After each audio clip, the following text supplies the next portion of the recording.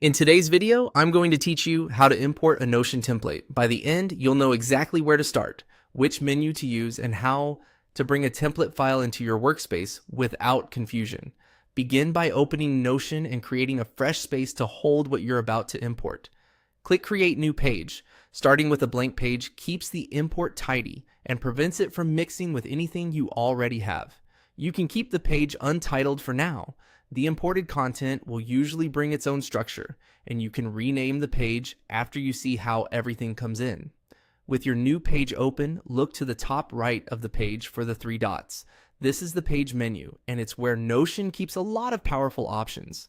Click the three dots to open the menu. If you don't immediately see what you need, don't worry.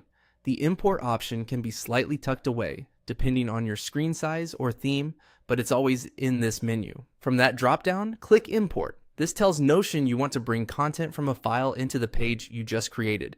Notion supports a variety of formats, including Markdown and HTML for structured text, CSV for databases, and certain exports from other tools. If your template came as a file you downloaded, this is where you'll use it. A file picker will appear. Click.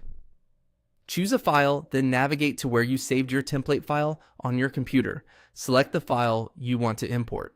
Larger files may take a moment, so give Notion a bit of time to process. When the import completes, the content will appear directly on the page you created.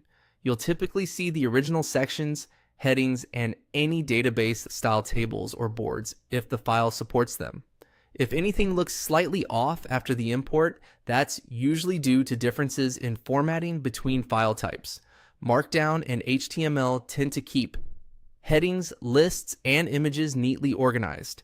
CSV files will create databases, and you can adjust properties afterward if needed.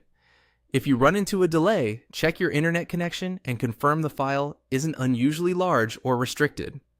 That's it. Create a new page, open the page menu with the three dots, choose Import, and then choose your file.